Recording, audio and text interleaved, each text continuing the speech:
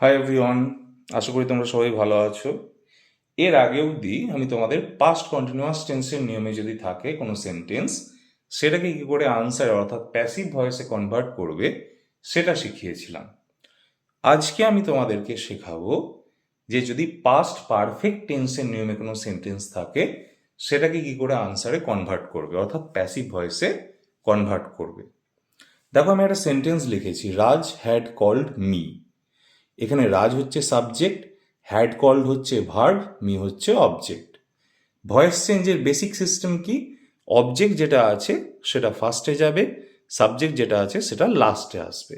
এটা যে আমাদের টেন্স যতগুলো আছে, যতগুলোর নিয়মে আর কি ভয়েস চেঞ্জ সম্ভব, সেই সবগুলোতেই এটা স্ট্রাকচার যে সাবজেক্ট লাস্টে, অবজেক্ট ফার্স্টে। এখানে মি ছিল, দেখো ফার্স্টে আমি আই লিখেছি। এখন মি কেন আই হলো, এটা একদম আমি প্রথম ভিডিওতেই বলেছিলাম যে যে সমস্ত কিছু কিছু প্রোনাউন আছে সেগুলো আনসারে গেলে অন্য হয়ে যায়।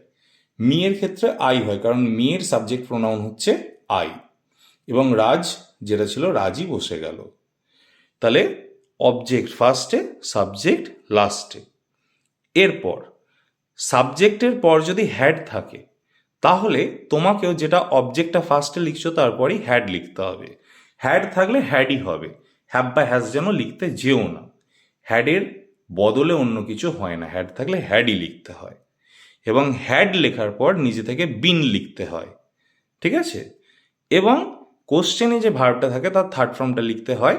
আর পাস্ট পারফেক্ট থাকলে ফায়দা কি? হ্যাডের পর ভার্বের থার্ড ফর্মটাই দেয়া থাকে। তো অনেকের ক্ষেত্রে প্রবলেম হয় যে স্যার আমাদের না ভার্বের থার্ড ফর্মটা জানা নেই। তো সেক্ষেত্রে জানবে যদি হ্যাড থাকে কোশ্চেনে, তারপর ভার্বের থার্ড ফর্মটাই কিন্তু দেয়া থাকে, তো সেটাই তোমাকে এই আনসারে তো বিনের পর লিখে দিতে হবে, আর নিজে থেকে বাই। তাহলে রুলটা এখানে লিখে দিলাম, দেখো, অবজেক্ট ফার্স্টে, তারপর হ্যাড, তারপর নিচে থেকে বিন, তারপর যে ভার্বটা আছে তার থার্ড ফর্ম, অলরেডি হ্যাড থাকলে ভার্বের থার্ড ফর্ম দেওয়াই থাকে, ওটাই লিখে দেবে, নিজে থেকে বাই, তারপর সাবজেক্ট। আশা করি তোমাদের বুঝতে কোনো সমস্যা নেই। যদি থাকে তাহলে তোমরা কমেন্ট সেকশনে লিখতে পারো, আমি সেখানে ডাউট ক্লিয়ার করে দেবো। All the best.